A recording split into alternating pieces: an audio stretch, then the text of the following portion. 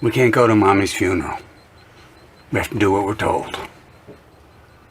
Some fights, you can't win. The powerful control the lives of the powerless. That's the way the world works. It's unjust and it's unfair. But that's just too damn bad. We have to shut up and accept it.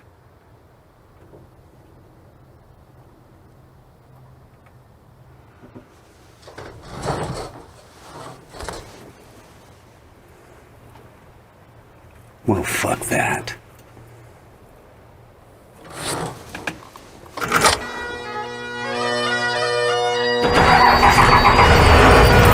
So they know we're coming!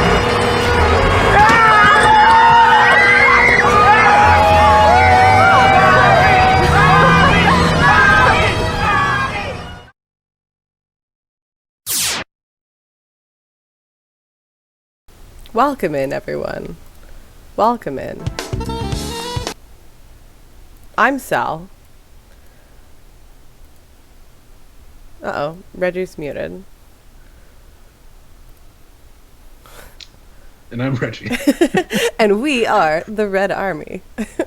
Today we're going to be reading part 2 of The Housing Question by Friedrich Engels. Well, part 2 and part 3. I think we should be able to get through both of them. Okay, cool. Yeah, we're gonna finish it tonight. Mm-hmm.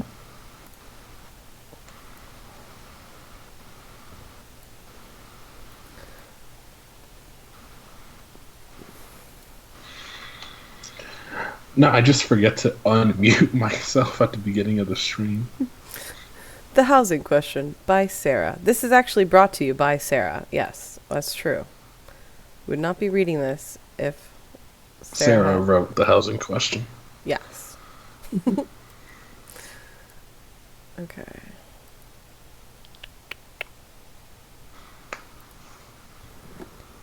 Whoa, that's bright. Look, if I stand like this, I look just like my avatar on Twitter. I'll turn the brightness down. There we go. Okay, let me pull up the... Oh, I don't need to share a screen with you anymore.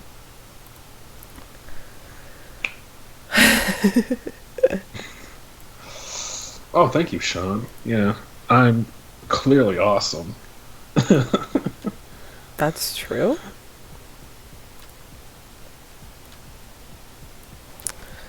Sarah Engels. Past your bedtime. Oh no, I'm sorry. Ha ha ha! Thanks, Sean. Thanks a lot. Yeah, don't want my ego getting or existing at all. Thanks. The background noise and the quiet makes this sound like An ASMR stream. well, I won't start licking my my mic, so at least you have that going for you. Well, don't worry, Choice. Bedtimes are authoritarian and oppressive. We don't do that here. That's right. Oh, you know what? Actually, I want to play something for you all really quick because it was just too funny to me, and like it's not related like at all to what we're about to do, but I'm going to show it anyways. Okay? Okay. That's what we do here. Completely on topic all the time. Please, God, don't. The sound of mouth noises makes my skin crawl. But you do realize talking is mouth noises. Mouth noises. Blech. Oh my god, it's so loud. Okay. I'm going to share this with you too so you can see. Because it was so... This had me cracking up.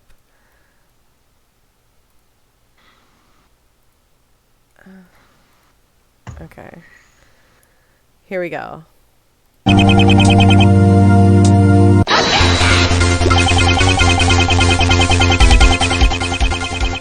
Can't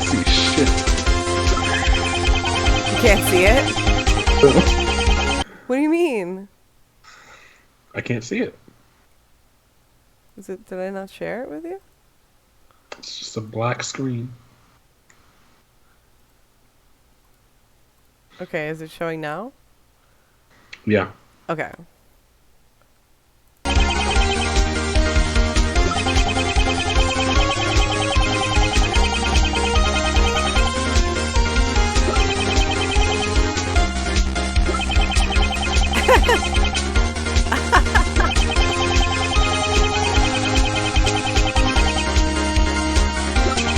That's the conversation earlier. It was painful. Like, so many people were like describing socialism like just wrong.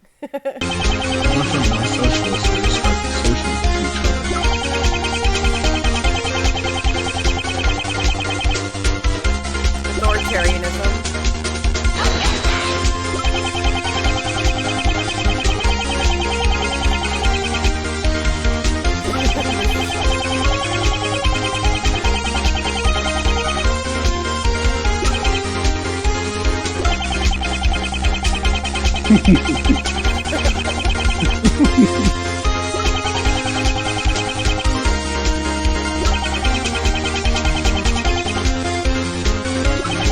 I love Coops' character.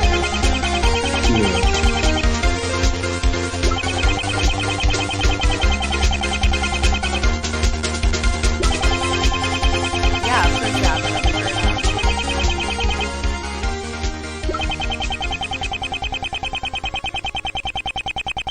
It just happened.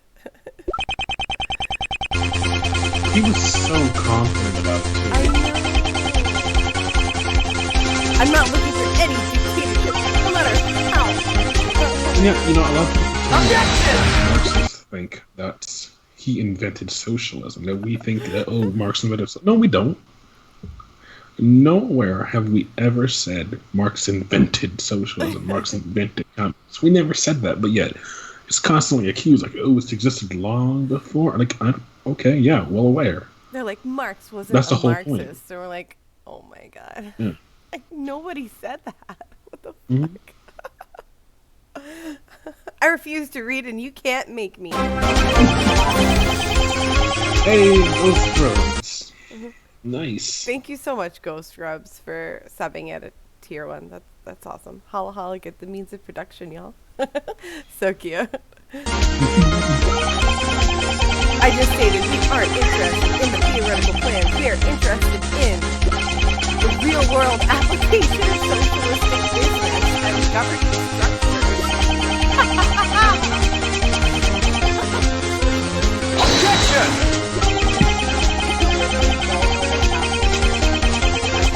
By I hate that it got off here.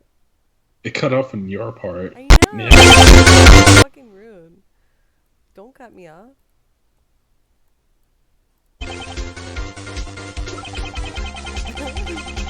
He's like, I'm not interested in dictatorship.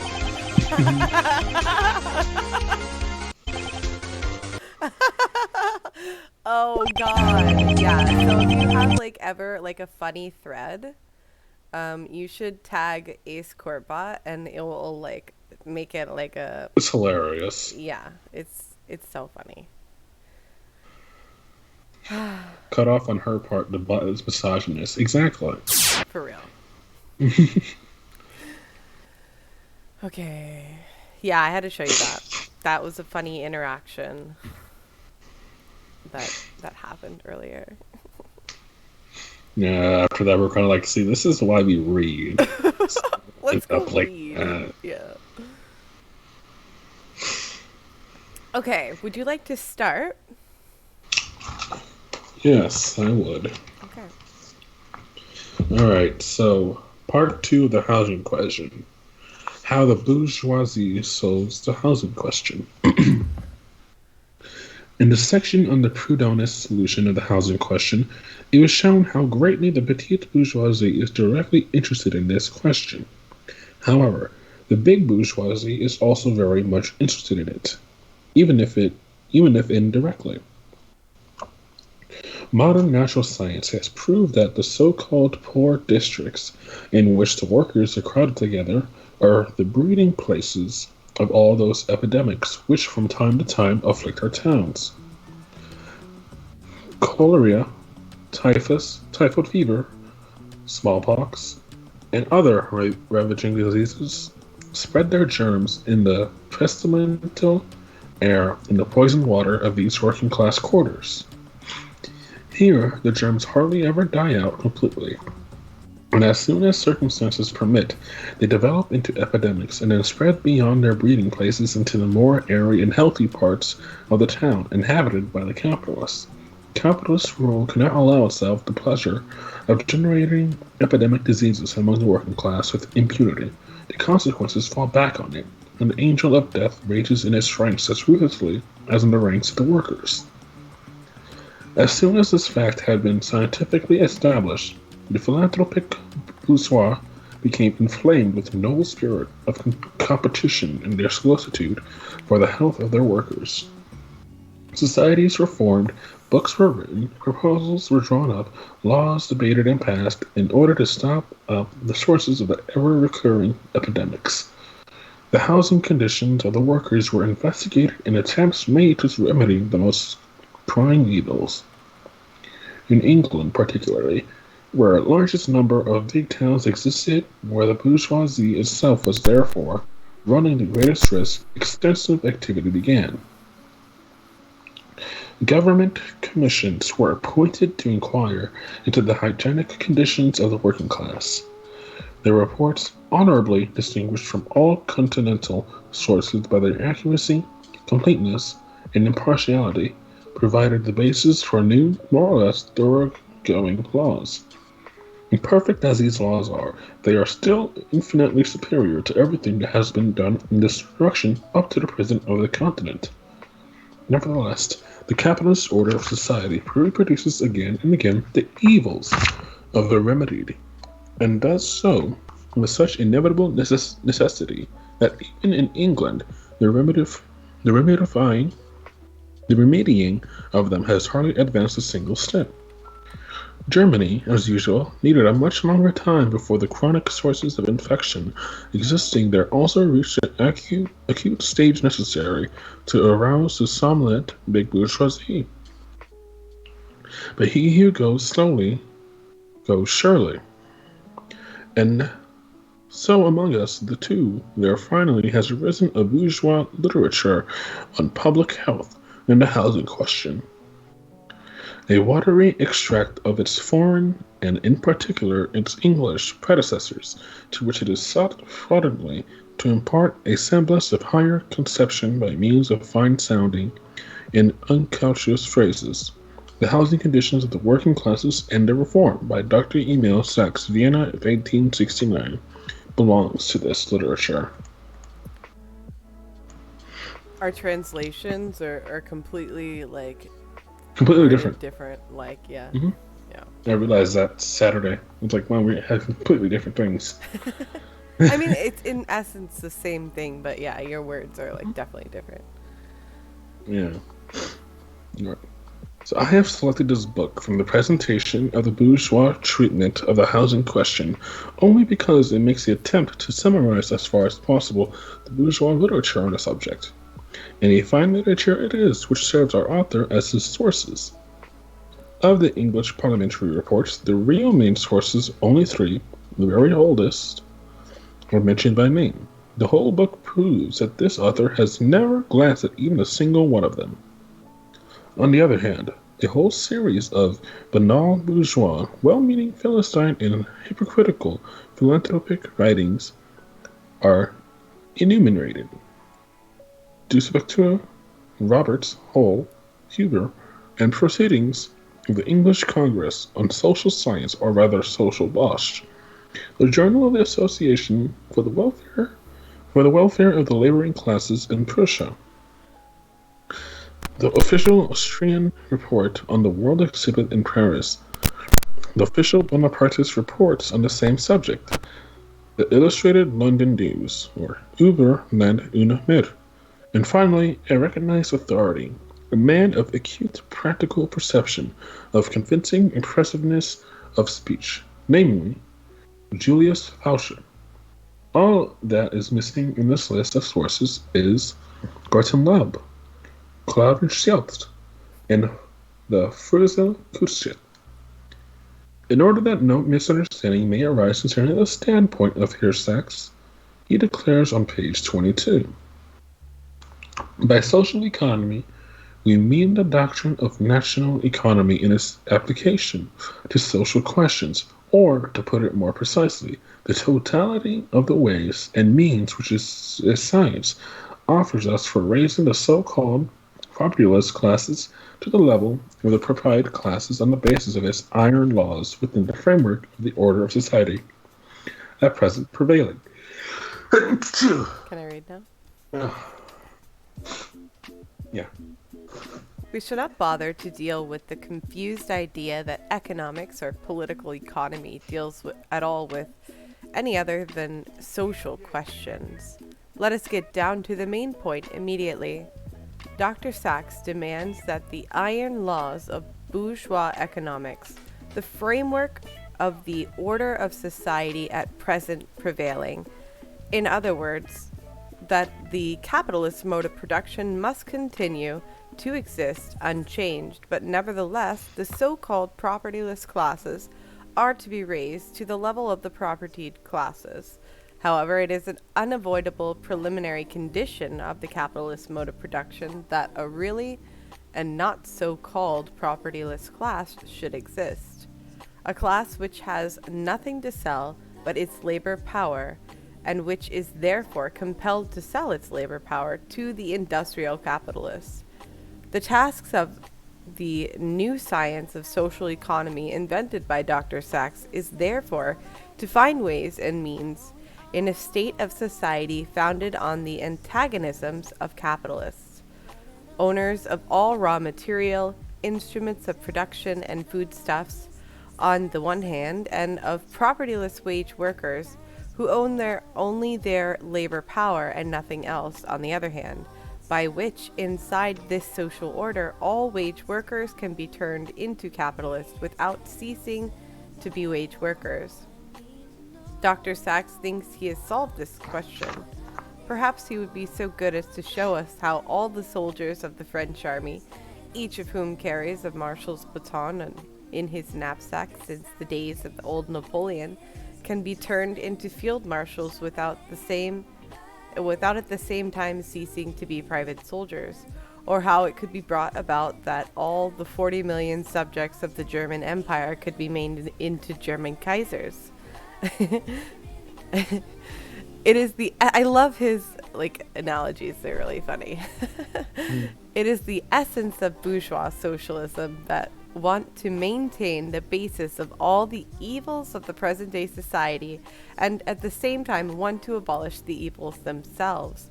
As already pointed out in the Communist Manifesto, the bourgeois socialist is desirous of redressing social grievances in order to secure the continued existence of bourgeois society. He wants a bourgeois without a proletariat. We have already seen that Dr. Sachs formulates the question in exactly the same fashion. The solution he finds is the solution of the housing question.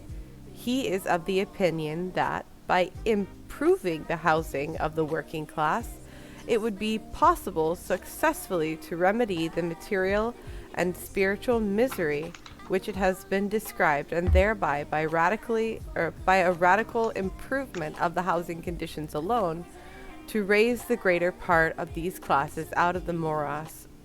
Morass? Wait. What is that? Hold on. Out of the muddy or boggy ground. Morass. Morass. Okay. Out of the morass of their often hardly humane conditions of existence to the pure heights of material and spiritual well-being. So he's saying that if you give them a house, they're going to be totally fine, and that it will take away all the class antagonisms. That is so silly. Why would you even postulate that? That doesn't even That just seems absurd.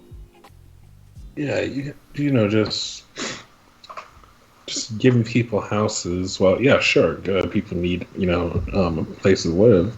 Right. It's not going to just all of a sudden solve everything. Yeah, because yeah. Mm. Okay. Incidentally, it is in the interest of the bourgeois to discuss the fact of the existence of the proletariat created by the bourgeois production relations and determining the continued existence of these production relations. And therefore, Dr. Sachs tells us in page 21 that the expression working classes is to be understood as including all impe- impecuant. Hold on. What the fuck is this? I can't. I have no idea. Impecunious. Impecunious means to have Pecunious. little or no money. Penniless. Impecunious. Okay.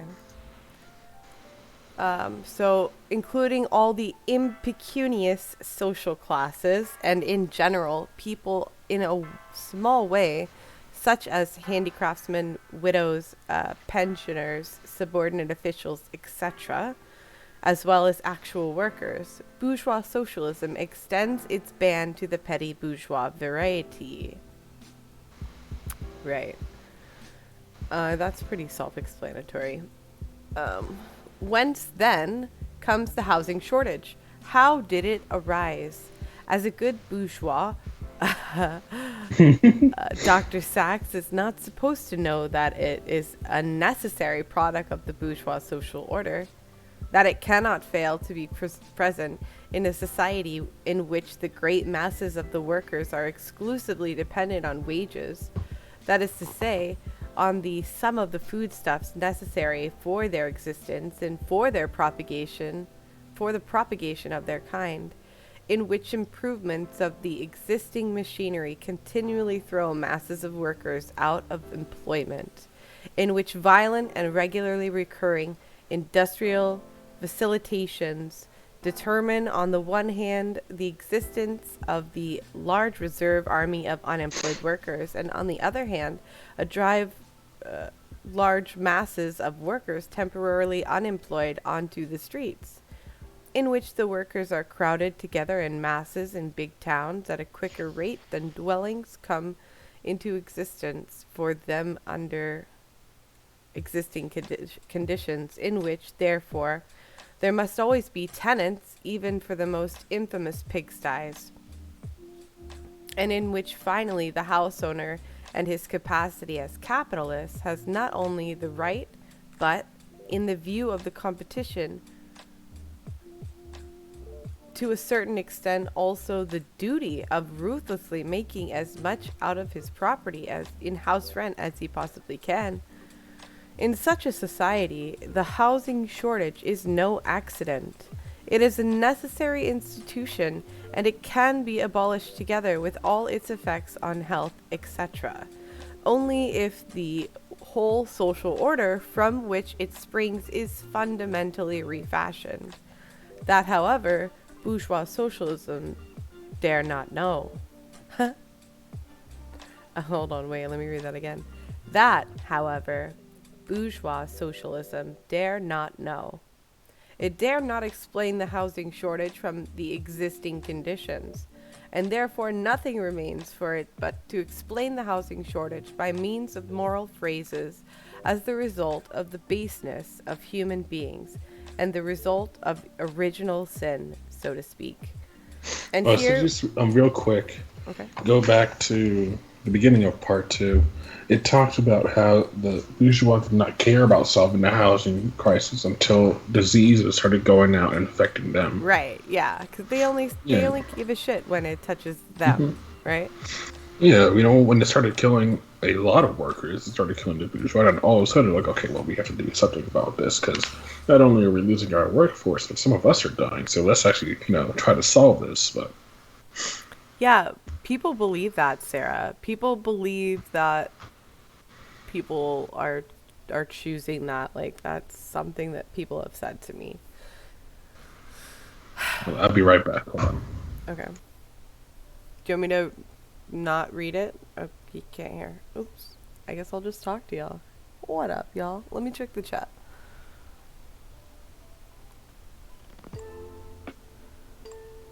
How's it going? Every Manikizer. Thank you for following Communa Noob. All these loaded words.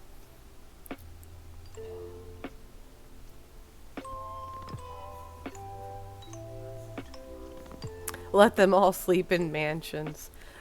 That's funny. Proudhon. Poor people can't afford that word. There's a massive homelessness problem in town here, and literally everyone blames the people themselves. Yeah. Oh, hey! Thanks for the raid, Bread Theory. Wait, are you Bread Crochets, or are you different person? You're just Bread Theory. Well, either way, welcome in. We are the Red Army, and today we are reading The Housing Question by Friedrich Engels. We're just on a break because Reggie had a BRB, but Reggie is back. So, no, I'm different, but I also cover theory. Well, that's lovely. It's good to... I don't know if I've ever been to your channel before. Let's see.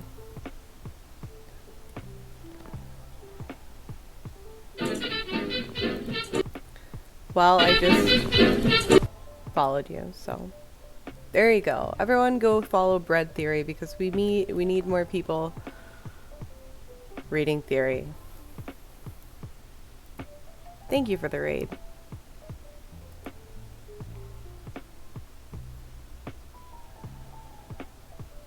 Shout out to Brazil.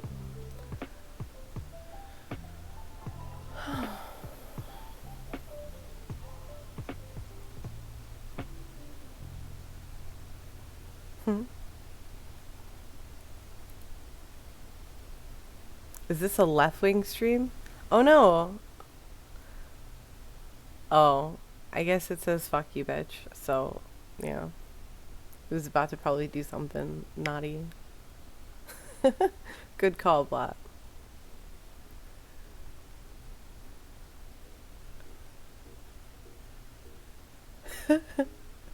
People are silly, Chun-Li.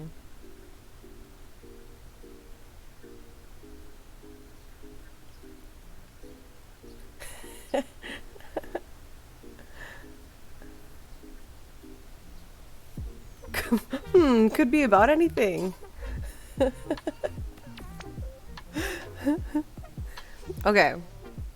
Would you like to read now? And here we cannot fail. I think you're on mute. You adorable little sweaty. I was talking this whole time on mute. Yeah, I do it all the time, don't worry. Second time today. Pro streamer. Alright. And here we cannot fail to recognize, and in consequence we can deny, daring conclusion, that the blame rests partly with the workers themselves. Those who want dwellings, and partly, the much greater part, it is true, with those who undertake to supply the need, or those who, although they have sufficient means at their command, make no attempt to supply the need, namely, the property, higher social classes.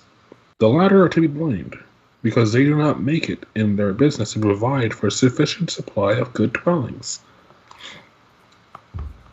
Just as Proudhon takes us from the sphere of economics to the sphere of legal phrases, so our bourgeois socialists takes us here from the economic sphere into the moral sphere. And nothing is more natural. Whoever declares that the capitalist mode of production, the iron laws of present-day bourgeois society, are inviolable, and yet, at the same time, would like to abolish their unpleasant but necessary consequences, has no other recourse but to deliver moral sermons to the capitalist. Moral sermons whose emotional effects immediately evaporate under the influence of private interest, and, if necessary, of competition. These moral sermons are in fact exactly the same as those of the hen at the edge of the pond, in which she sees the brood of ducklings she has hatched out gaily swimming. Ducklings take to the water, although it has no beams, and capitalists pounce and profit, although it is heartless. There is no room for sentiment in money matters, has already said was already said by old Hanselmann, who knew more about it than Herr Sachs. Good dwellings are so expensive that it's absolutely impossible for the greater part of the workers to make use of them. Big capital is shy of investing in houses for the working classes, and as a result of these classes and their housing needs fall mostly a prey to the speculators. Disgusting speculation. Big capital naturally never speculates, but it is not ill will. It is only ignorance which prevents big capital from speculating in workers' houses. House owners do not know at all what a great and important role is played by normal satisfaction of housing needs. They do not know what they are doing to the people when they offer them, as a general rule, so irresponsibly bad and harmful dwellings. And finally, they do not know how they damage themselves thereby. Page 27. However, the ignorance of the capitalists must be supplemented by the ignorance of the workers before a housing shortage can be created. After Herr Sachs has admitted that the very lowest sections of the workers are obliged to seek a night lodging whenever and however they can find it in order to not remain altogether without shelter, and in this connection are absolutely defenseless and helpless, he tells us.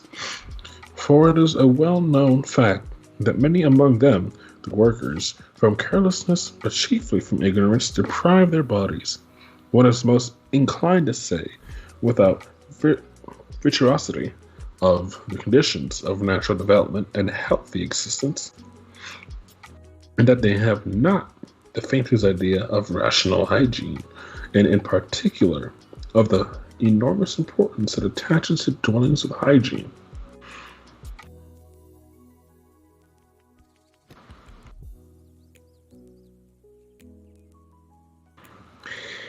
Here, however, the bourgeois donkey's ears protrude. Where the capitalists are concerned, blame evaporates into ignorance. But where the workers are concerned, ignorance is made the cause of their guilt. Listen.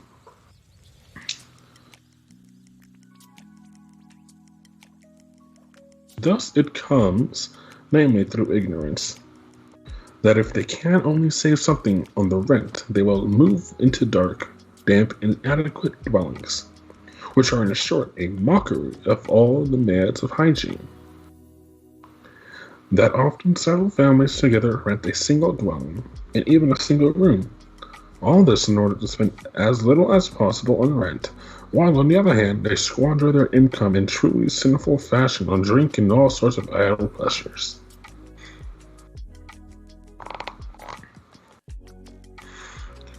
To money, which the workers waste on spirits and tobacco, page 28, the life in the pubs is all the regrettable consequences which drags the workers again and again like a dead weight back into the mire.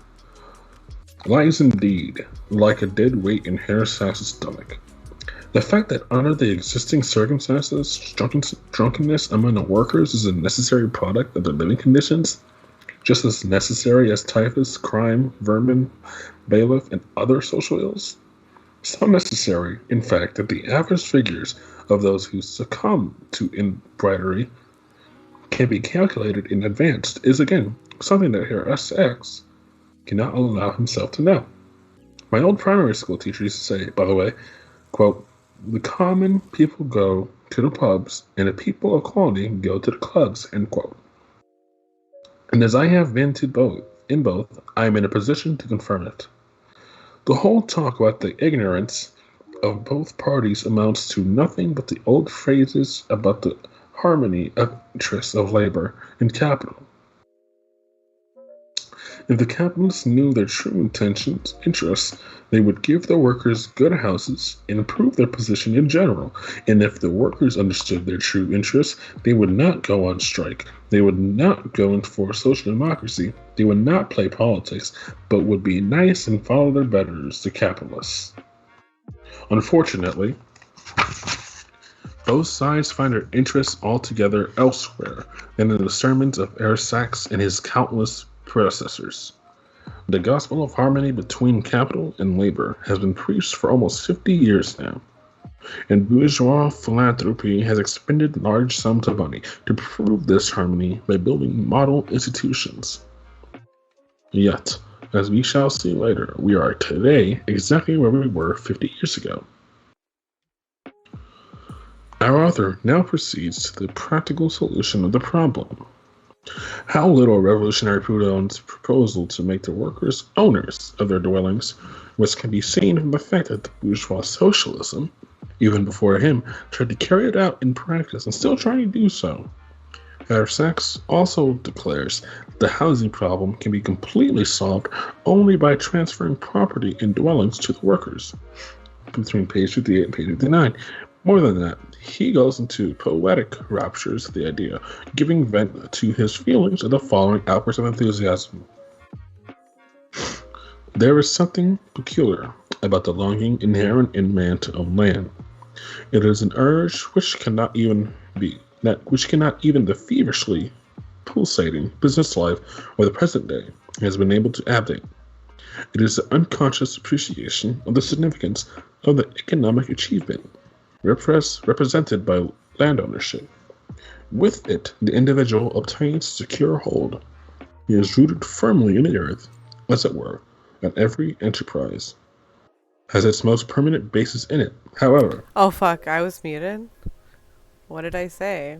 Oops. Sorry. Sorry. Yay. Alright, keep going. yeah. However, the blessings of land ownership extend far beyond these material advantages. Whoever is fortunate enough to call a piece of land his own has reached the highest conceivable stage of economic independence. He has a territory on which he can rule with sovereign power. He is his own master. He has a certain power and a sure support. In time of need, his self-confidence develops, and with this, his moral strength. Hence, the deep significance of property in the question before us. The worker, today helplessly exposed to all the vicissitudes of economic life and in constant dependence of his employer, would thereby be saved to a certain extent from his precarious situation. He would become a capitalist and be safeguarded against the dangers of unemployment or incapacitation as a result of the credit which his real estate would open to him. He would thus be raised from the ranks of the propertyless into propertied class. Page 33. Yeah. That's funny. What's up with all the commie shit? We're literally communists. Okay. Do you want me to read or do you want me to read? Yes, please. Dr. Sachs seems to assume that man is essentially a peasant, otherwise he would not ascribe to the workers of our big cities a longing for property in land, a longing which no one else has discovered. For our workers in the big cities, freedom of movement is the first condition of their existence, and land ownership could only be a hindrance to them.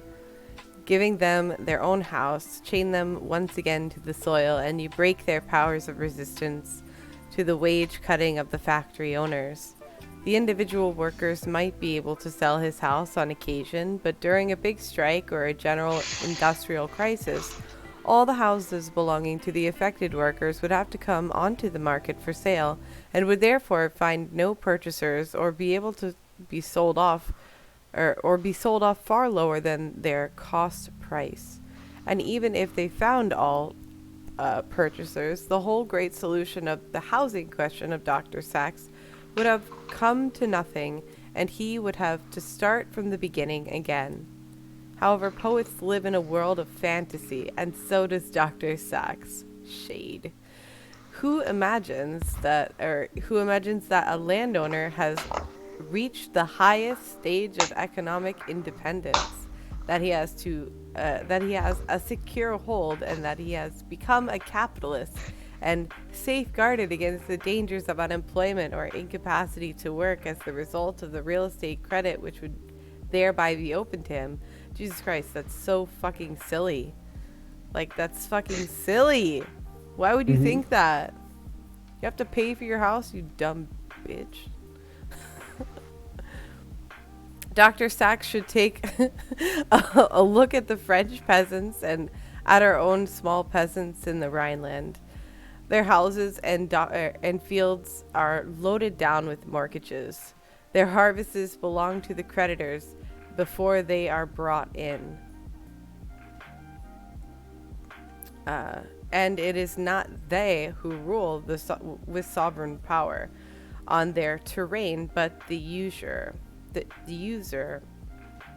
the lawyer, and the bailiff.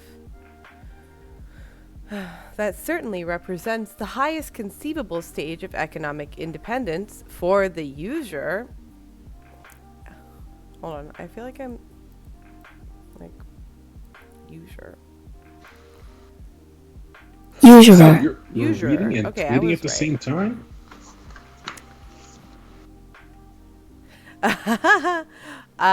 Because I am extremely talented. That's how. And in order that okay, so it's like, yeah, it is the highest conceivable stage of economic independence for the usurer, right? So it's not for like the home owner who like is still got a fucking mortgage on the house. Communism is for dopes. Guess what? Fuck off. Listen, if you had just kept it to that first part, we wouldn't have cared. I don't know what the last part said. Mm-hmm. Oh, the last part. Okay, you're just like a gross person. Go back to Reddit or some shit, bro. Okay. You joined Twitch 8 hours ago. Nice. That's so good to hear you say. 8 hours ago. Yeah, the moneylender. Yeah. I mean, I guess we all have to join Twitch eventually, so. Welcome in, Pinko. And in order that the workers may bring their little houses and as quickly as possible under the same sovereignty of the usurer, our well-meaning Dr. Sachs carefully points to the real estate credit which they can make use of in times of unemployment or incapacity to work instead of becoming a burden on the poor rate. In any case, Dr. Sachs has solved the question raised in the beginning. The workers become the capitalists by acquiring his own little house. That is so Hey guys, goofy. you have a house, you're a capitalist now. That's just stupid. Do you like the emotes? Like, I had a red hammer and sickle on the tank lady, but they wouldn't let me do it. But look, you can still see the green hammer and sickle on the side.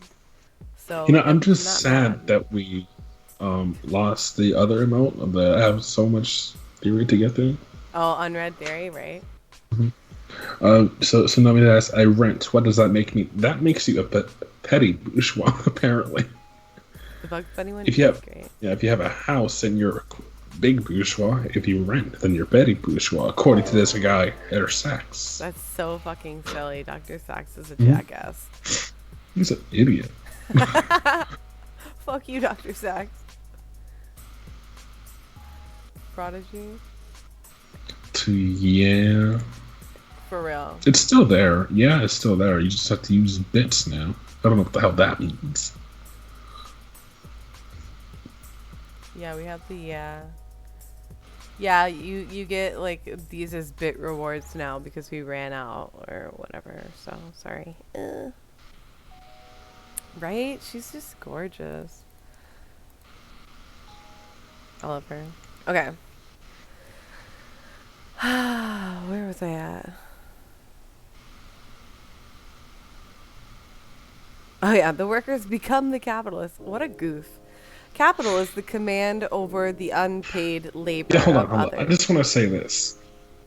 His uh, solution to the housing problem is not, you know, the in well, capitalism is obviously the problem here. But his solution to fix that is, oh, just make the pros capitalists. What? Everyone can't be capitalist. We'll Sorry to simply say that. all oppress the workers. Yeah, we're all gonna oppress each other, Yeah, that but sounds not fair. oppress each other at the same time. Yeah. Yeah, User is globally banned. Man, what did they do? they went on a speed ban run, and then Posada bot, like, after you reach a certain amount of, like, bans in channels, the bot we have will just ban them from everybody. Because they know that they're, like, a little shithead. Hmm. So. Even the robots know you're a shithead. Hmm. What do you do then? Say hello to your new boss. It's the same as the old boss. Everyone is a Yeah, capitalist. this week I'm the boss, so I'm the That's boss funny. this week. Oh, look. Listening Fidel. That's so cute. I love that. Nice emotes. If everyone owns a business and no one is employed. We're all business What owners, fam. pieces of literature do you guys recommend? Well, that could be that talk about for a long time.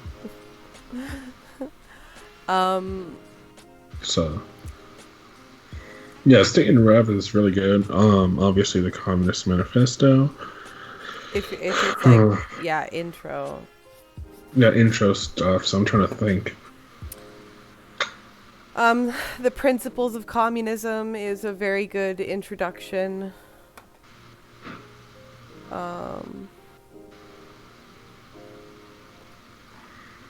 Yeah, Yeah, Communist Manifesto is like really really quick. yeah. So is the And Principles of honestly, if you even want to Communism. say that you don't want to read the manifesto, that's completely fine. Yeah, there's a lot of other stuff that you could read that you'd Here, be pretty much getting. yeah, this is like the equivalent of the Communist Manifesto. Well, not the equivalent, but this is just as good. This is good too. Principles of Communism. Mm-hmm. Principles, it's really good. And on practice and on contradiction, those are really good. And we should definitely read on contradiction soon. But Kooks wants to go over that, so Yeah, whatever we're he's waiting on available. Kooks. I get a lot from State and Revolution. I find it pretty approachable. Yeah, yeah. It's super easy to understand. Mm-hmm. I like Engels a lot for that reason, and Mal. Okay, so someone asks, so owning a house doesn't make one a capitalist. Do you agree that landlords do? Sorry if I'm missing stuff in my volume. Keep stopping on this. Right. Okay. So owning a house yourself does not like make you a capitalist, but owning like other people's houses that's when you start, Mm-hmm. you know, Yeah. getting into You're earning money off of someone else's labor in that instance. Yeah. If you own a house, it doesn't necessarily make you a capitalist. However, of course, if you own a house, you probably are, because more likely than not, a capitalist would be able to afford to actually buy a house. But I mean, you could still be a pro and own a house. So this necessarily. I mean,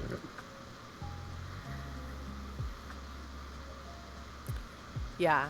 State and Revolution is a solid recommendation. It's not really that long either. no, I think State and Rev is actually the first, besides the manifesto.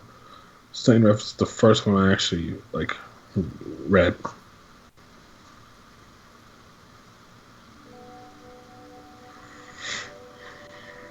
Okay, was I reading still? Yes, you were. Capital is the command over the unpaid labor of others. The house of the worker can only become capital. Look, here it is, right? He's going to explain it for us. The house of the worker Yeah, can the only. exact thing that we were talking about. Yeah, of course. The house of the worker can only become capital, therefore, if he rents to a third person and appropriates a part of the labor product of this third person in form of rent. All right, so exactly what we just said.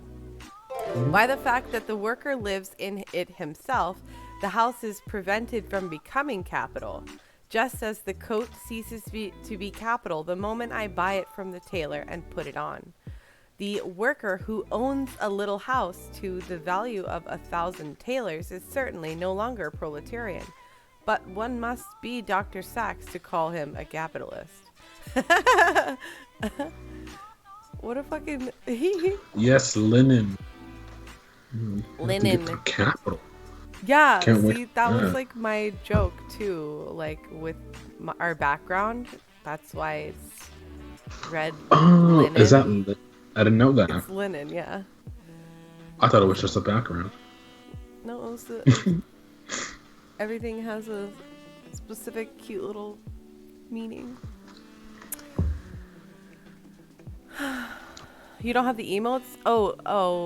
Shoot, For unread yeah. comments literature, it was taken away. We get our next emote if we get 50 subs. So Yeah. that's how we get our next emote. Slot open. Or I could remove one of these if you don't like one of these. Oh, you guys didn't know it was linen? Yeah, red linen and like Lenin, like jokes, like capital. Haha. That's my joke. Okay. Yeah, my copy of Capital is just one book instead of being 3 separate volumes. How big is it? Ugh. Is it? It's probably so big. Oh! Yeah. Shit. That's a thick boy.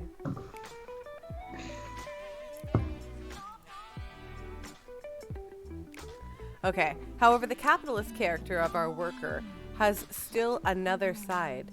Let us assume that in a given industrial area, it has become the rule that each worker owns his own little house, and in this case, the working class of the area lives rent-free.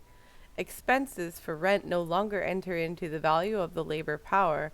Every reduction in the cost of production of labor power, that is to say, every permanent price reduction in the worker's necessity of life, is equivalent on the basis of the iron laws of the political economy to a reduction on the value of labor, and will therefore finally result in a corresponding fall in wages. Wages would fall on an average corresponding to the average sum on saved rent. That is, the workers would pay rent for his own house, but not as formally in money to the house owner, but in unpaid labor to the factory owner for whom he works. In this way, the savings of the worker would be invested in his little house, and his little house would certainly become capital to some extent, but not capital for him, but for the capitalists employing him. Dr. Sachs is thus unable to succeed even on paper. On paper, his communism doesn't work. In turning his worker into a capitalist. Incidentally, what has been said above applies to all so-called social reforms which aim to save or cheapen the meaning of subsistence of the workers. Either they become general and then they are followed by a corresponding reduction of wages, or they remain quite isolated experiments, and then in their very existence as isolated exceptions proves that their realization on a general scale is incompatible with the existing capitalist mode of production. Let us assume that in a certain area the general introduction of consumers cooperatives succeeds in reducing the cost of foodstuffs for the workers by 20%. In the long run, wages would fall in that area by approximately 20%. That is to say, in the same proportion as the foodstuffs in question, enter into the mean of subsistence of the workers.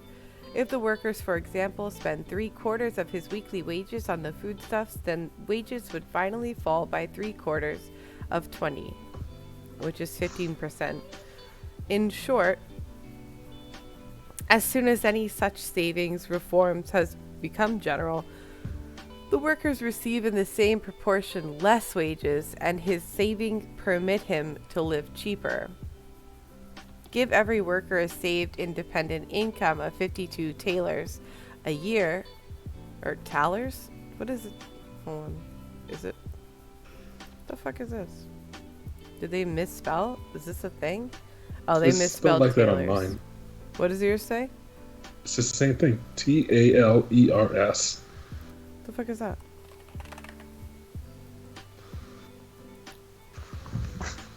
Oh, it's just a coin. It's an old style of coin. German money, old German coin. Okay. Yeah, voting Biden was wrong. That's it. That's all we have to say. Yeah, spelling is bourgeois decadence. That's true. So 52 You spell talers a English year. words. So he's getting 52 coins. And his weekly wages must finally fall by 1 taler. Therefore, the more he saves, the less he will receive in wages.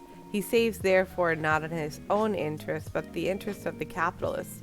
Is anything else necessary in order to stimulate in the most powerful fashion the primary economic virtue, thrift? Yeah, so what he's trying to push forward, or sex, is what, like, that the capitalists pay for the houses? Is that what's going on? Because I don't know what the hell this sex guy is thinking. He's just... I don't even think he can think. Crying out loud. What?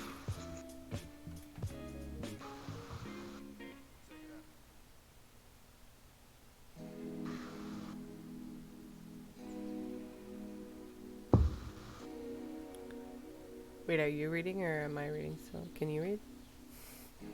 I can read. Okay. Moreover, Aristotle tells us immediately afterwards that the workers are to become house owners, not so much in their own interest as the interest of the capitalists. However, however, not only the working class, but society as a whole has the greatest interest in seeing as many of its members as possible bound to the land, end quote. I should like to see Aristotle himself even for once in this posture. All the secret forces which set on fire the volcano called the social question, and which glows under our feet, the proletarian bitterness, the hatred, the dangerous confusion of ideas, must all disappear like mist from the morning sun when the workers themselves enter in this fashion into the ranks of proprietary class. In other words, Aristotle hopes that by a shift in their proletarian status, such as would be brought about by the acquisition of a house, the workers would also lose their proletarian character and become again obedient toadies like their forefathers, who were also homeowners. The Proudhonists should lay this thing to heart. Aristotle believes these are thereby solved as a social question. A juster distribution of goods, the riddle of the Sphinx, which so many have already tried in vain to solve, which, by the way, it was a human. That was the riddle. That's the answer to the riddle. Wait, what? Hold on, wait. Yeah, so the Sphinx's riddle is like, what walks on 4 legs in the morning, 2 legs in the evening, or at noon, and 3 legs at the evening. A human. Because they crawl in the early stages of life, then they walk in the middle, so that's what noon, and then when they're older, they need a cane. 3 legs, yeah. True. It's a human.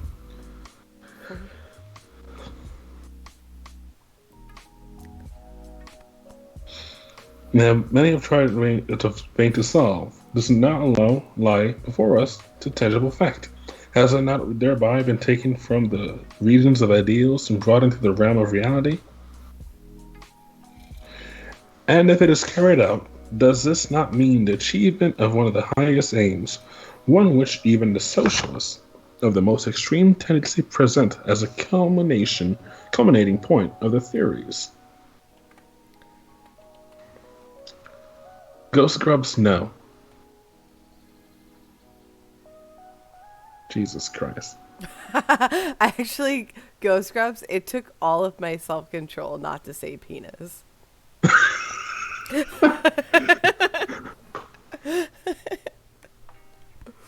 But I just said it, so it feels good. Thanks. No, it's Cain. It's a Cain, Jesus Christ.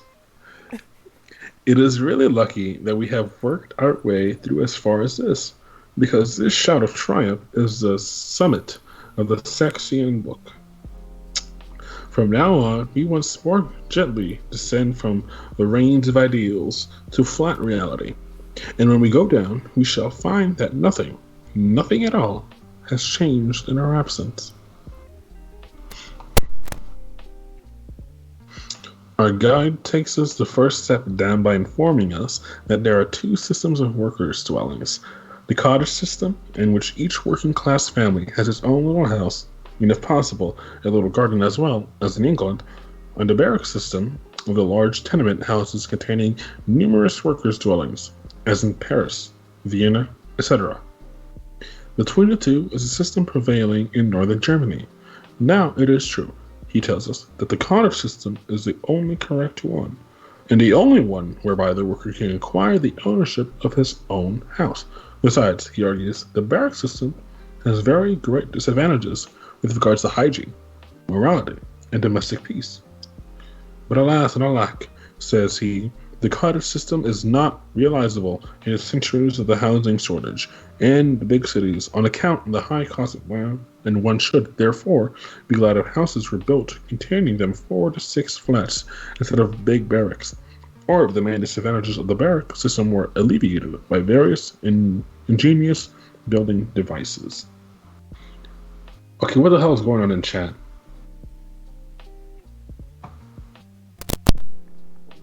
Just a little light penis talk. No big deal. Started by me, the host. I Hi.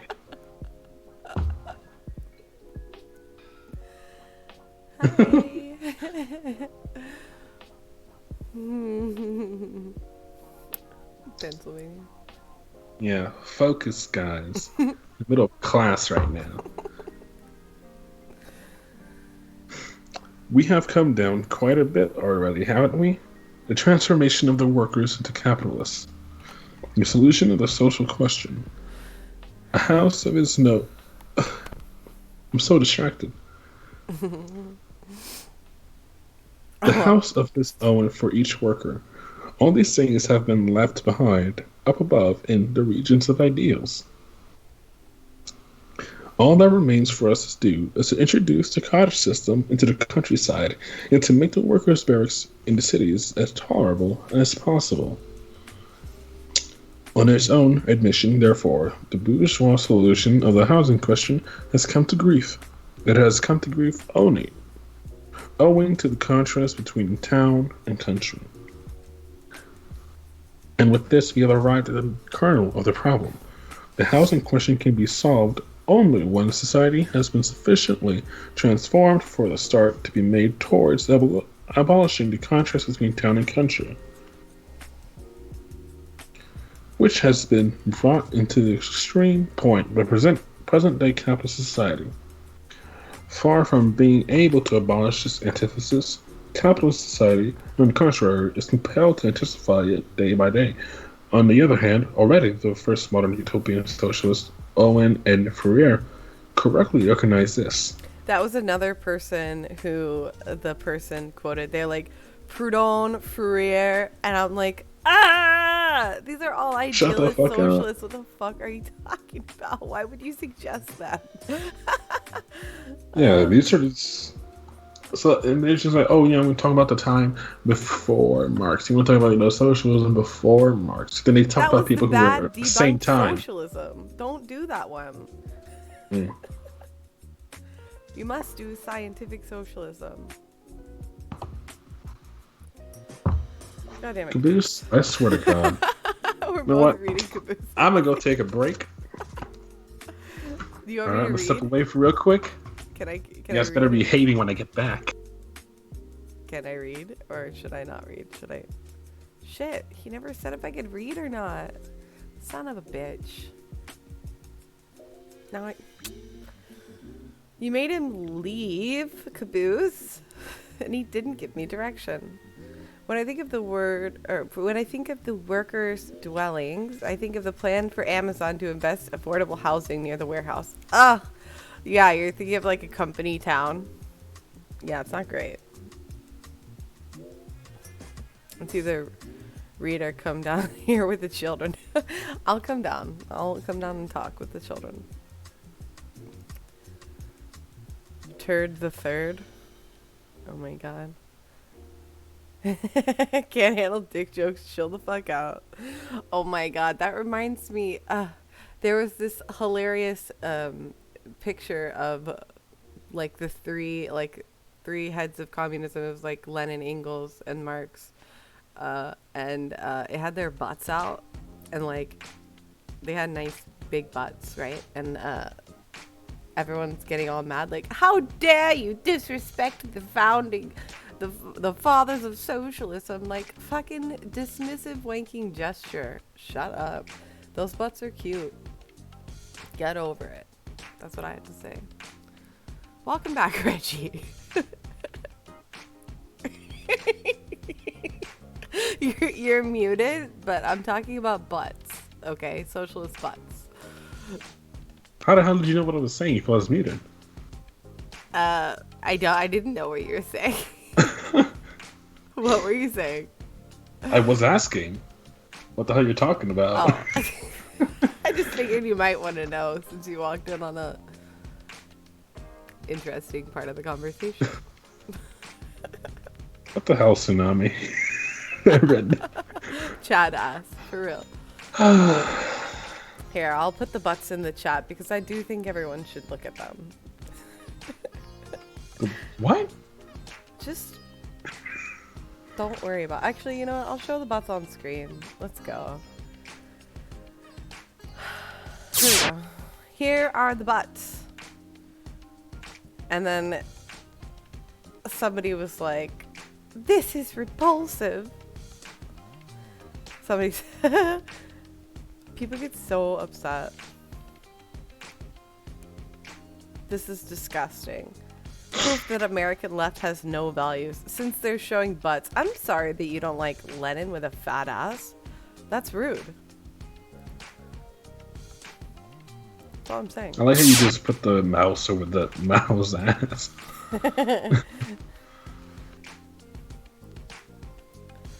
Yeah. So, Are these Haas viewers? Of course they're Haas viewers! Of course they are! Of fucking course! Of course! That's my Cenk Uygur,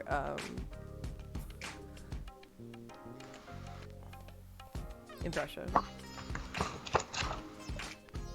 They are indistinguishable from alt-righters, exactly. Like, you are all right-wingers who, like, you're like national socialists. That's not good.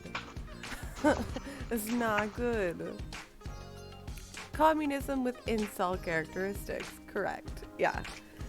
They're always talking about those evil blue-haired communists who are Which we have one right here. I think he uses blue hair because of me. That would be just so charming. I think Mao had the fattest ass. Man, savage. Patriotic socialism? Oh, you mean national socialism? Exactly. Okay. Yeah, if even if the CPUSA disagrees with you on patriotic socialism, then you know you went too far. I love that they addressed it. And oh wait, hold on. Another thing I want to show you is that like they made a statement, and of course Haas went on, and he said this. Listen to what he said. Within 2 or 3 years, I have 32,000. and by then you will be firmly planted. Hold on, wait. I'm gonna let Reggie see. Actually, I'll let everyone see. I'm so fucking nice like that. Okay, Reggie.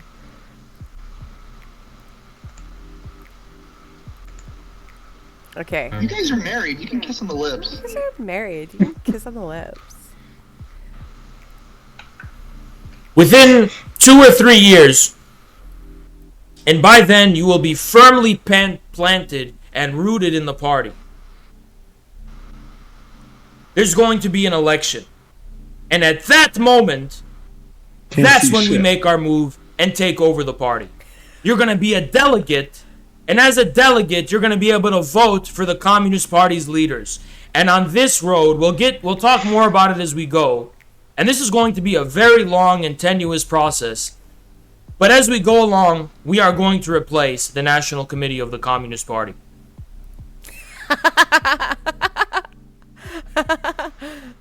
So, yeah, that's what he said. No, I'm going to take over the CPUSA first. Get in line, Haas. That was funny as fuck. Okay. Okay, we're on its own admission, right? Is that right? I will be the next party leader of CPUSA.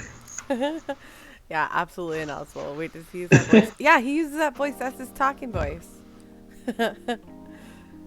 He does streams IRL. Sounds the same. Yeah. Ugh. So cringe. Entryism Hitler style. I don't think tenuous means what he thinks it does. A lot of words that he uses doesn't mean what he thinks it does, actually. That's like a consistent Haas thing. Caboose is gonna eat him. He's literally Joshua Jackson. Okay. On its own admission, therefore, the bourgeois solution of the housing question has come to grief owning. Oh wait, did we do this one? I already read that. Yeah, you did read this. Yeah, so I read up to Owen and Fourier correctly recognize this. That's where I read up to. Owning Fourier? Oh yeah, okay. Are you gonna read that, or you want me to read? Yeah, I'll continue reading this. Okay, cool. In their model structures, the contrast between town and country no longer exists. Consequently, there takes place exactly the opposite of what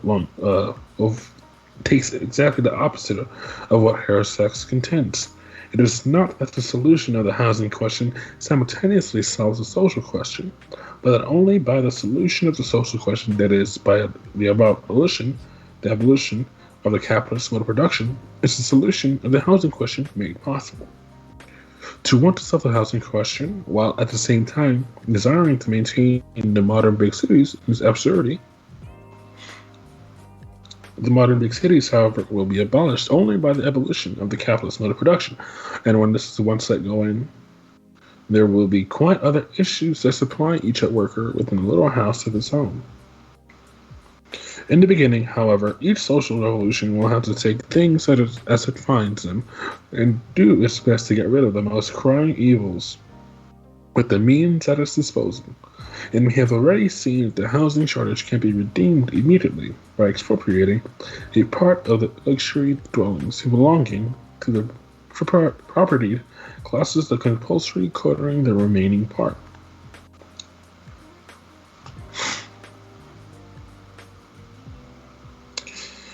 If no Herosex, continuing once more leaves the big cities and delivers a verbose discourse on working class colonies that they established near towns, if he describes all the beauties of such colonies with their common water supply, gas lighting, air and hot air water heating, laundries, drying rooms, bathrooms, etc., each with its nursery, school, prayer hall, and reading room, library, wine and beer hall, dancing and concert hall, and all respectability.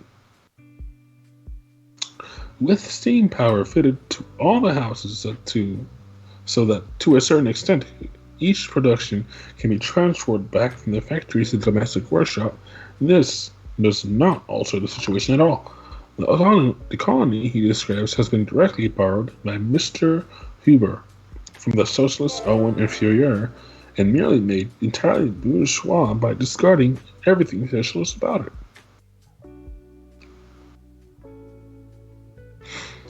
Thereby, however, it has become really utopian. No capitalist has any interest in establishing such colonies, and in fact, none such exist anywhere in the world, except in the guise of France. And that was built by a follower of Fourier, not as a profitable speculation, but as a socialist experiment.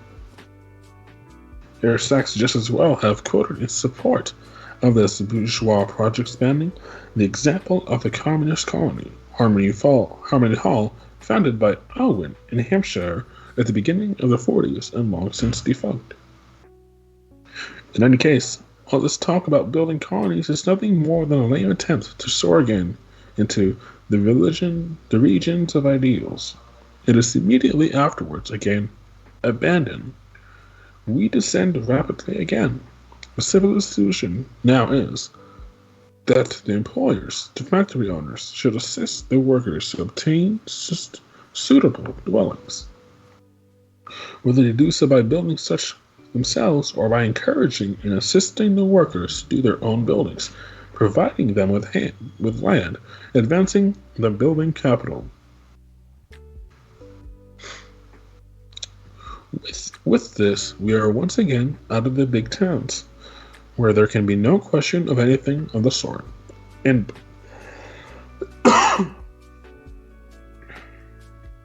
back in the country. Herr Sachs now proves that here it is the interest of the factory owners themselves that they should assist their workers to obtain tolerable dwellings. On the one hand, because it is a good investment. On the other hand, because the inevitability. Resulting uplift of the workers must entail an increase of their mental and physical working capacity, which naturally is of no less advantage to the employers.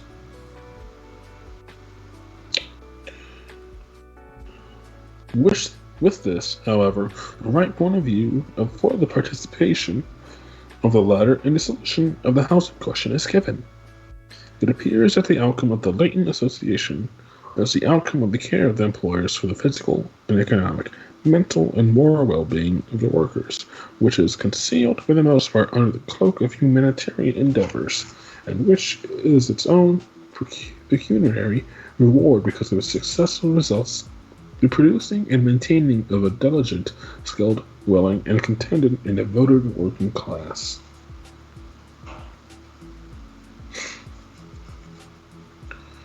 The phrase latent association, with which Huber attempts to endow this bourgeois philanthropic drivel with a loftier significance, does not alter the situation at all.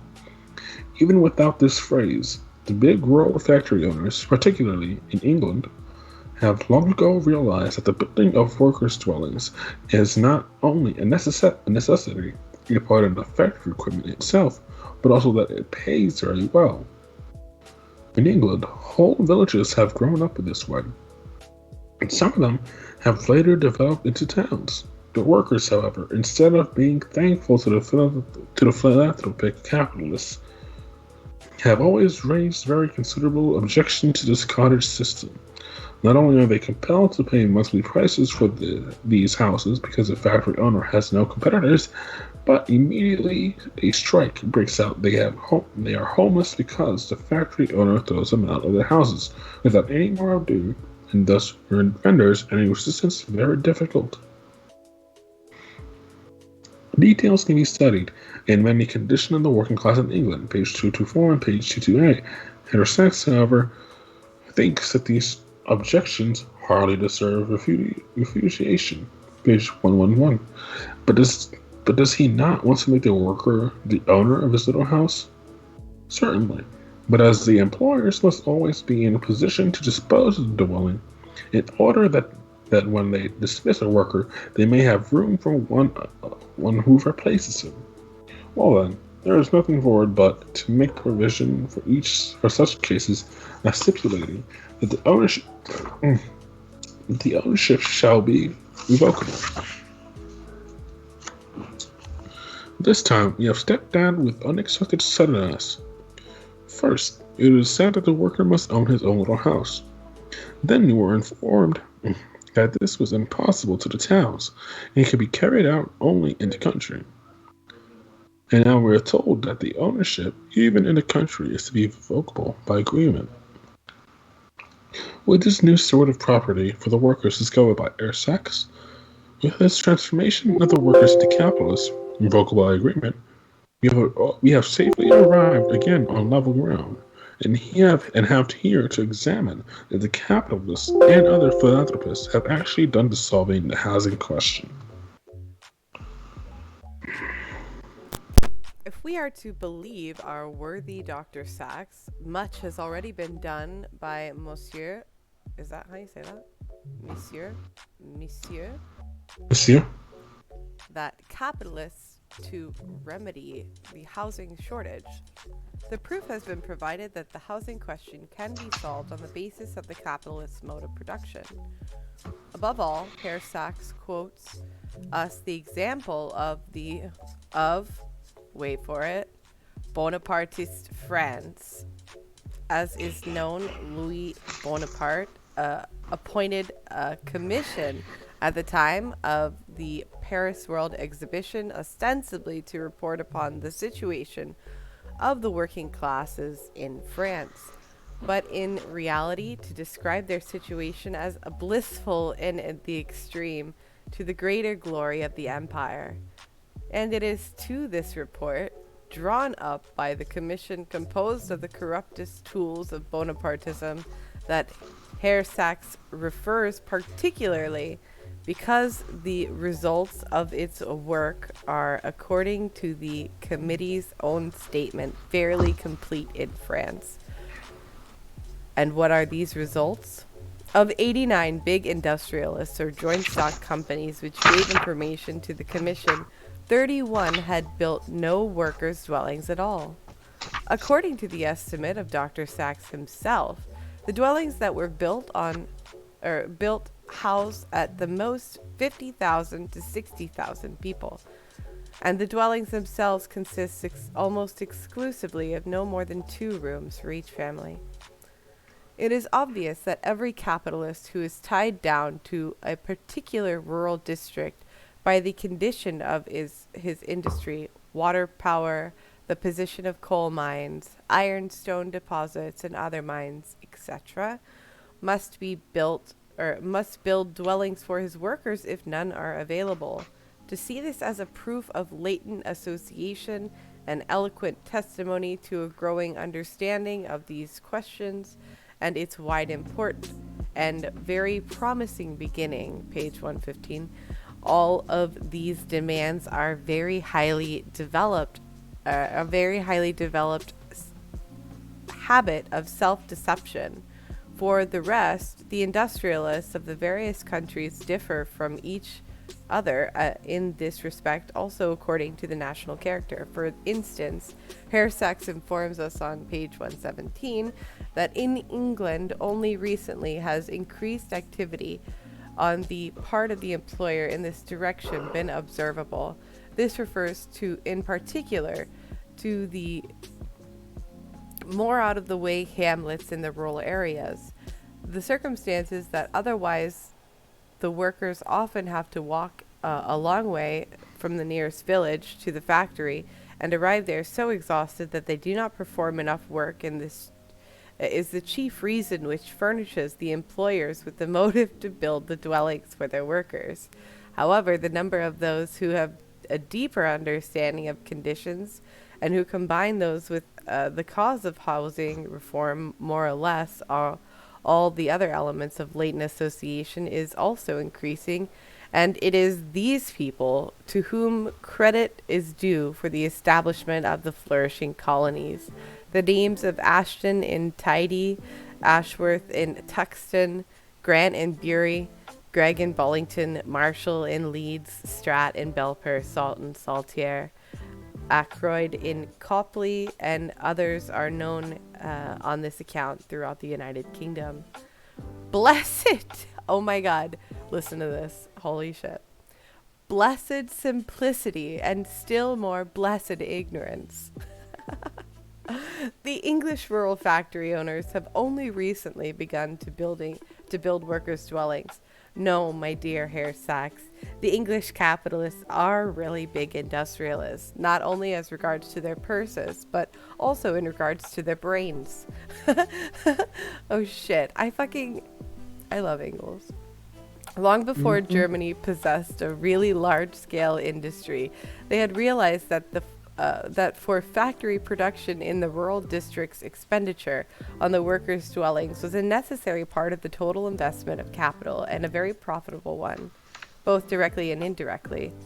Long before the struggle between Bismarck and the German bourgeoisie had given the German workers freedom of association, the English factory, mine, and the foundry owners had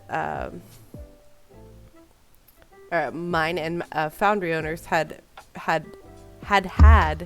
practical experience of the pressure they could exert on striking workers if they were at the same time their landlords of those workers. The flourishing colonies, in quotations, of Gregg, Ashton, and Ashworth are so recent that even 40 years ago they were hailed by the bourgeoisie as model examples, as I myself described 28 years ago. Oh shit. The condition of the working class in England, note on page 186, the colonies of Marshall and Ackroyd, this is how small man spells his name. That is how the man spells his name. Why is he right like that? The colonies of Marshall and Ackroyd, that is how the man spells his name. He doesn't like the name of Ackroyd. Mm-hmm. Are about as old. It's very similar to the way Lenin writes in Stand Revolution. He's like, oh, these social democrats have now called themselves Marxists. Don't laugh. These social chauvinists, right? That's what it goes. Social chauvinists now call themselves Marxists. Don't laugh. It's very similar to that, but it's all the time. Yeah, all the time. Engels is so funny. It's like saying don't laugh every 3 pages. Are about as old, and the colony of Stret is much older, its beginnings reaching back to the last century. Since in England the average duration of workers' dwellings is reckoned as 40 years, Herr Sachs can calculate on his fingers the dilapidated conditions in which these flourishing colonies are today. In addition, the majority of these colonies are now longer in the country, Jesus Christ, hold on. The colossal Are no longer in the countryside. Yeah, in addition, the majority of these colonies are now no longer in the countryside. The colossal expansion of industry has surrounded most of them with factories and houses to such an extent that they are now situated in the middle of dirty, smoky towns with 20,000, 30,000, and more inhabitants. But all this does not prevent German bourgeois science, as represented by Herr Sachs, from devoutly repeating today that old English paeans of praise, the old English paeans of praise in 1840, which have no longer any application. And to give us old Ackroyd as an example, this worthy and certainly a philanthropist of the first water, he loved his workers, and in particular his female employees, to such an extent that his less philanthropic competitors in Yorkshire used to say that he ran his factories exclusively with his own children. Oh, fuck. It is true that Dr. Sachs contends that illegitimate children are becoming more and more rare in these flourishing colonies. That is true so far as it refers to illegitimate children born out of wedlock, for in the English industrial district, the pretty girls marry very young. In England, the establishment of workers' dwellings close to each big rural factory and simultaneously with the factory has been the rule for 60 years and more.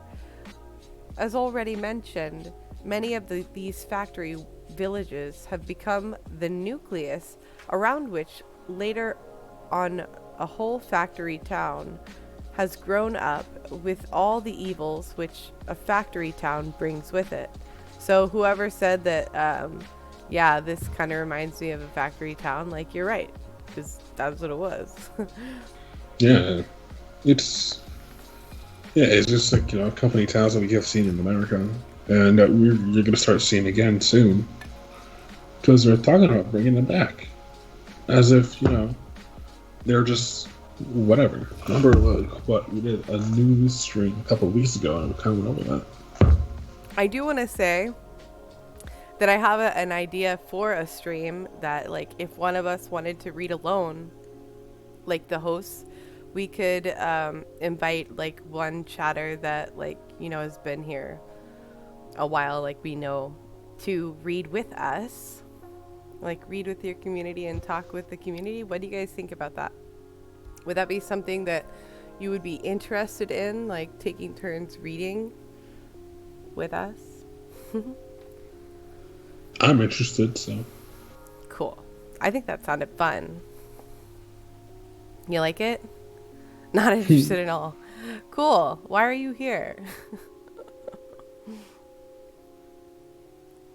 Cool. I think for the people who are regulars, Chun-Li, Caboose, Blot, they might want to do it. So, yeah, that'd be cool. Public reading. Caboose, you make everything sound so gross. Public reading. Yeah, that's what we did. We did popcorn reading for the first ever. I actually forgot to put this, but that was really fun. Popcorn reading, like one of the first streams, and it was like the first reading stream as well when we read On Authority. Yeah. And there was like how many people was there? There was so it was me, you, Kooks. Hayes was there, so it's Frog. I think there was 5 of us at least. And Jan, are you from Historia Publica? Welcome in if you are. Reading Publica? Yeah. That's funny. What's the death toll from communism? Hundreds of millions done by your mom. 10 quintillion. You're you know dead. what? It's like 40 bazillion. And that's what we want to do here. We just want to make more. Bazillions. Those are rookie numbers. We're going to get those up. Hike those numbers up. Okay. Capitalism kills more in 5 years than the supposed death toll of. I miss Gomer too. Gomer's taking a break. Within 5 years, capitalism killed more people than communism supposedly did. So yeah, that whole death toll is like. Yeah. Okay, if you want to say which one's better by whoever killed the least amount of people. I mean, communism is better. And also, like, communism, you know who the type of people that communists killed? Nazis. So if you're upset about some dead Nazis, like, you have some like core issues you need to work through, and maybe this place isn't the best for you. Mm-hmm. You know? Okay. Where am I at? I'm not gonna read that. It's a trick. It's a trap.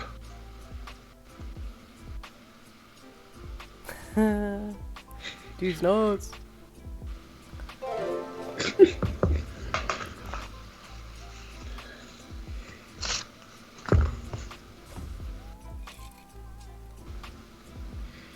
I hope he's doing good. Yeah. Yeah, I'm glad he's doing good.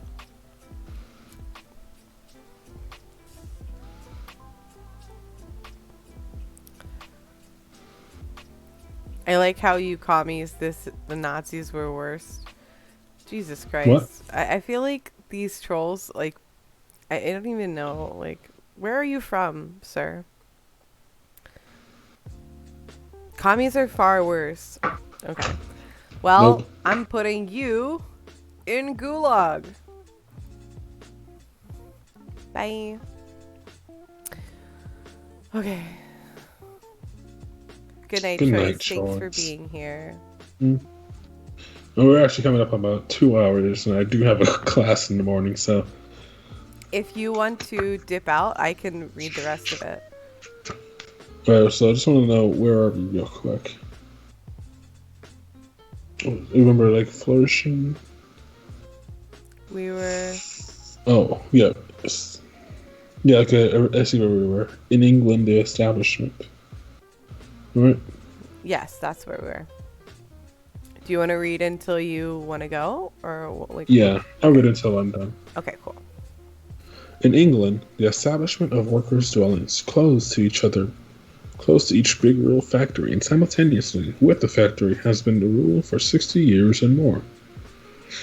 As already mentioned, many of these factory villages have become the nucleus around which later on a whole factory town has grown up, with all the evils which a factory town brings with it.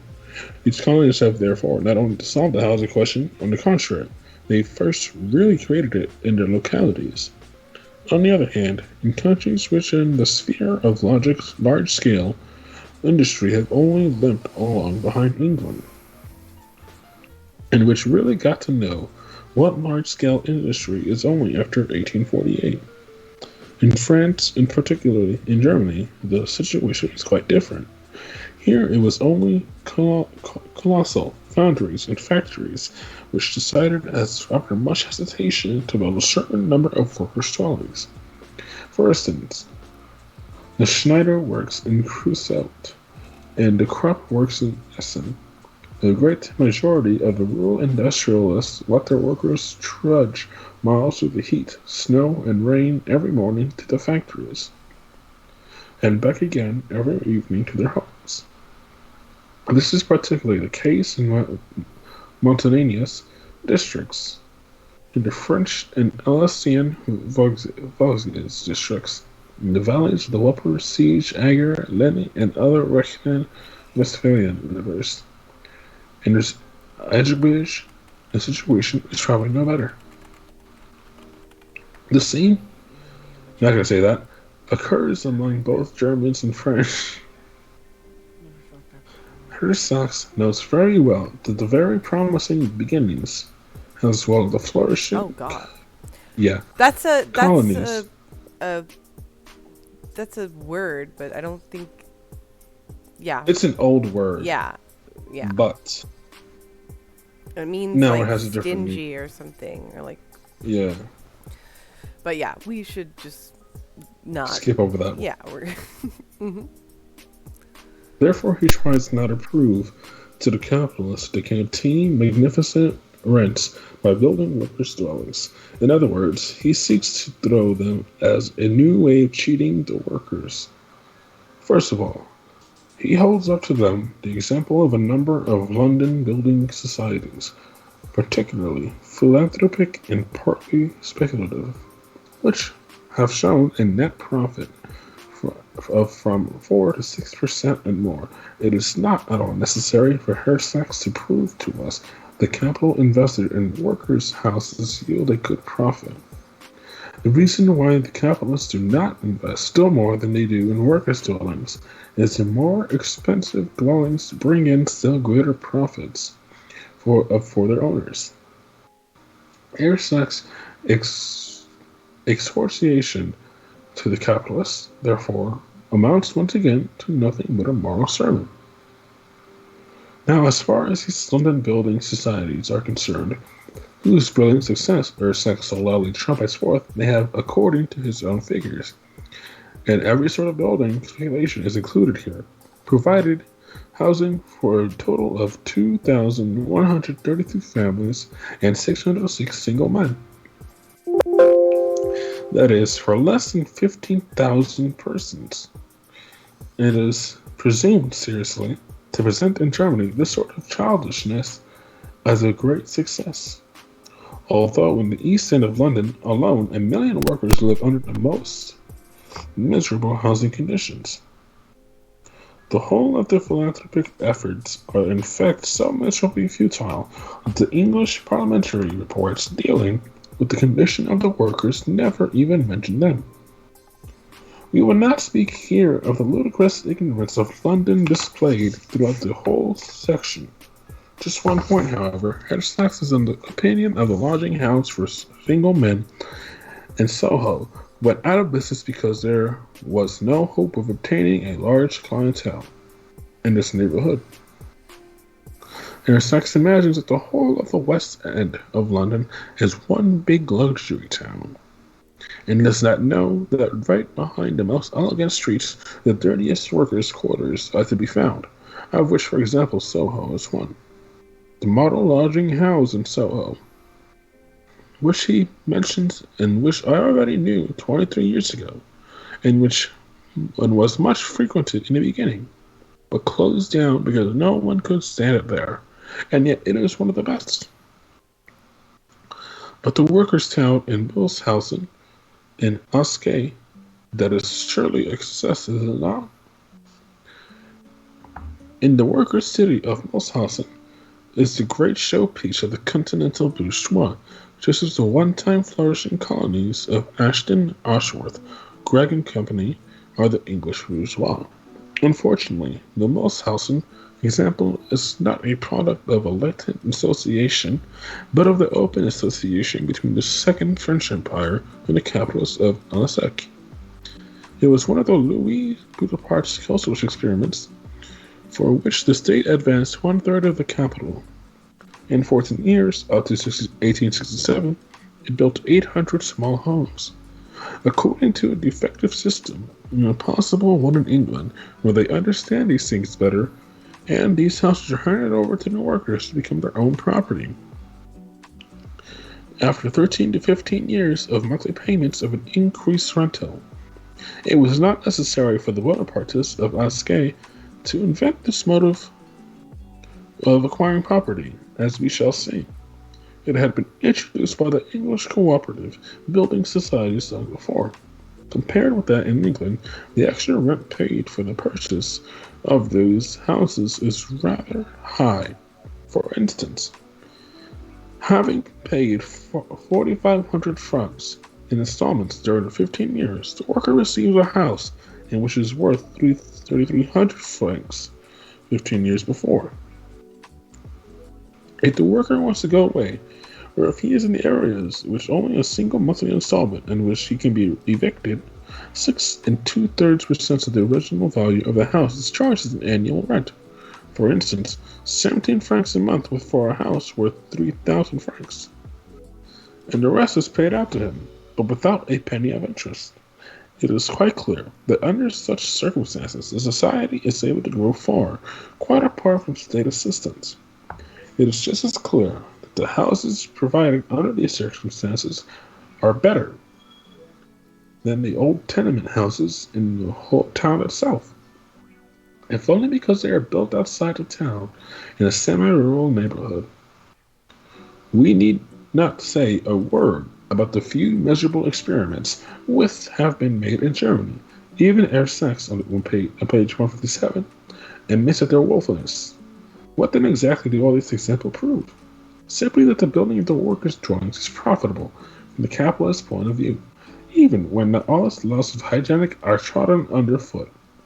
But that has never been denied. We all knew that long ago. Any investment of capital which satisfies an existing need is profitable if conducted rationally.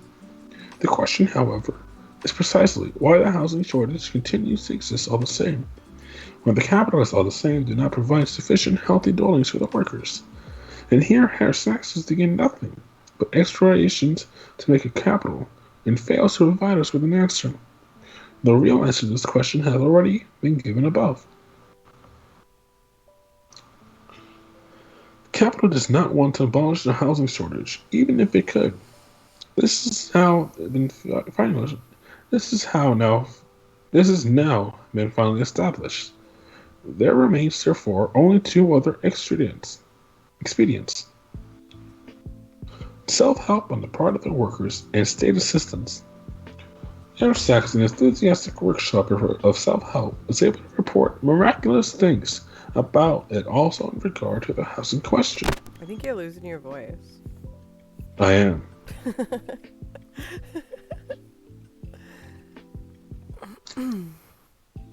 Unfortunately, he is compelled to admit right at the beginning that self-help can only affect anything where the cottage system either already exists or where it is feasible. That is, once again, only in the rural areas. In the big cities, even in England, it can be ineffective only in a very limited measure. Here, sex and size.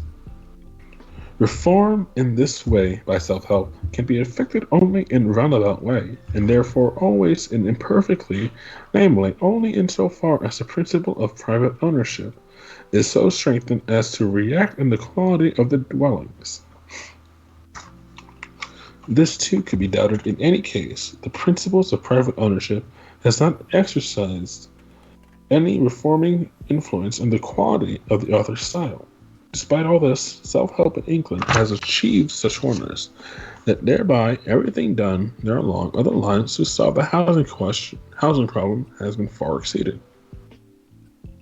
Here Sachs is referring to the English building societies, and he deals with them at great length, particularly because very inadequate or erroneous ideas are current about their character and activities in general. The English building societies are by no means associations for buildings. Houses are building cooperatives. They can be described in German, rather something like Hausvereine, associations for the acquisition of houses. They are associations whose object it is to accumulate funds from periodical contributions of their members in order, then, out of these funds, in accordance to their size, to grant loans to their members for the purchase of a house. The building society is thus a savings bank for one section of its members, and a loan bank for the other section. The building societies are therefore mortgage credit institutions designed to meet the requirements of the workers, which is the main use the savings of the workers to assist persons of the same social standing as the depositors to purchase or build a house. As many suppose, such loans are granted by mortgaging the real estate in question and on condition that they must be paid back at short intervals in installments which combine both interest amortization. The interest is not paid out to the depositors, but always placed to their credit and compounded. The members can demand the return of the sums they have paid in, plus interest, at any time of giving a month's notice. Page 172. There are over 2,000 such societies in England. The total capital they have accumulated amounts to about £15 million. In this way, about 100,000 working-class families have already obtained possession of their own hearth and home, a social achievement which it would currently be difficult to parallel. All right, I think I'm done reading for the day. Okay. Yeah. Throat hurts. Yeah, you're definitely losing your voice. Yeah. Where was the last part we were at? Hold on. So I finished at 100,000 working families have already obtained possession of their own hearth and home, a social achievement which had been certainly be difficult to parallel. That's where I finished on. Parallel. I can't find that part in my book. It's different. Shoot. Do you have, unfortunately, here too, Yeah, okay. That's it. Yeah, that's right. Okay. Okay. I will continue reading. There we go. Okay. Just making sure I have the thing. I do have the thing. Thanks for being here with us, Reggie. Yeah, alright, well, see you tomorrow when we will do How You Climbed the Mountains. Yes, sweet dreams. Thank you. See you, everybody. Bye. Bye. Nope, that's wrong.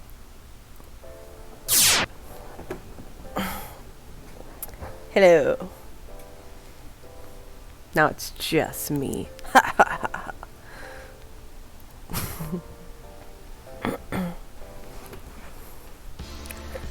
Yeah, you guys, tomorrow. Oh, hold on.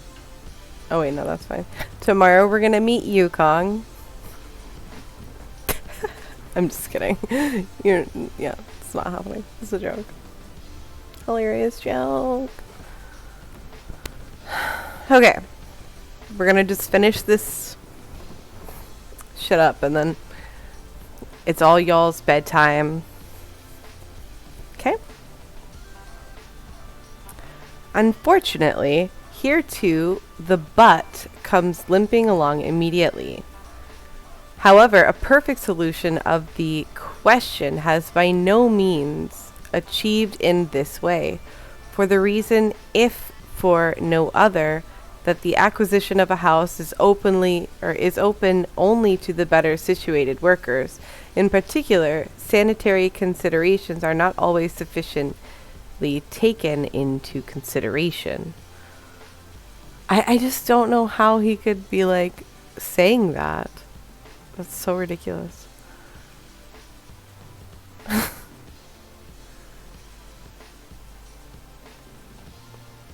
Sun's not up. I'm still on watch. That's right. Hello, Aaron. Thank you. Oh, do you like that? Is that cute? I think it's adorable. Do a couple of these.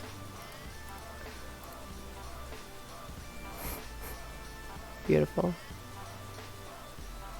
Okay.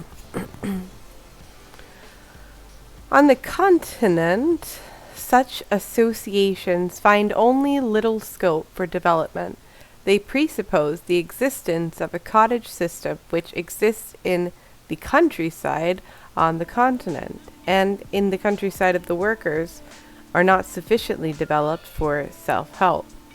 On the other hand, in the towns where real building societies could be formed, they are faced with very considerable and serious difficulties of all sorts.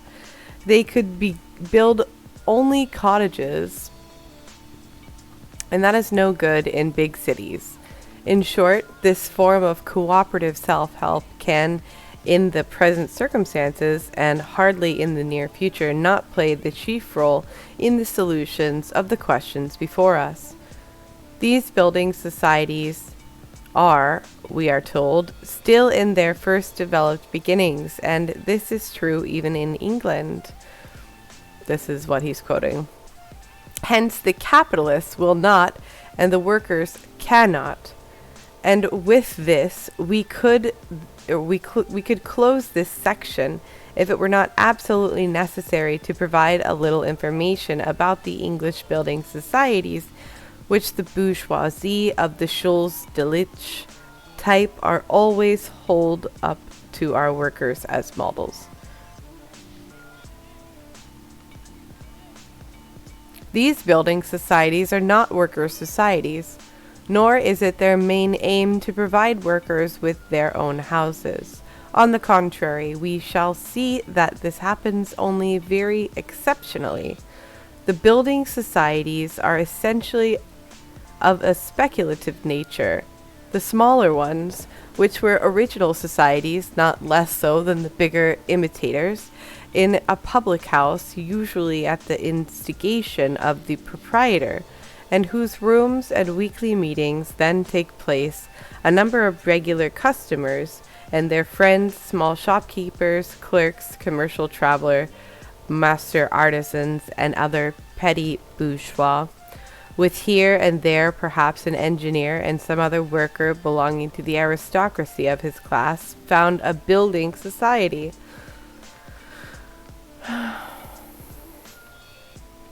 The immediate occasion is usually that the proprietor has discovered a comparatively cheap plot of land in the neighborhood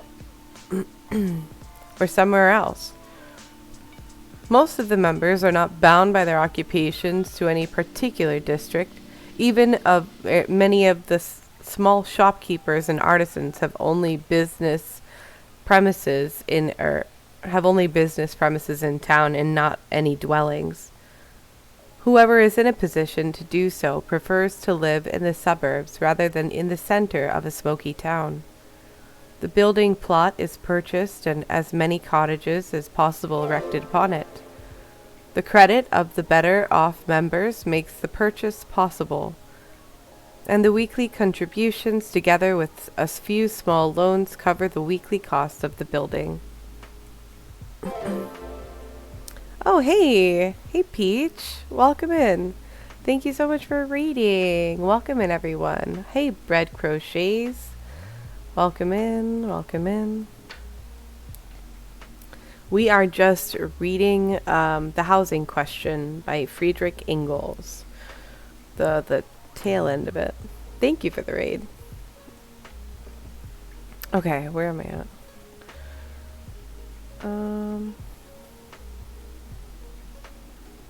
Oh yeah. The credit... Oh wait, no.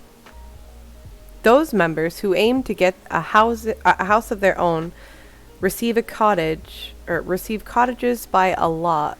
Jesus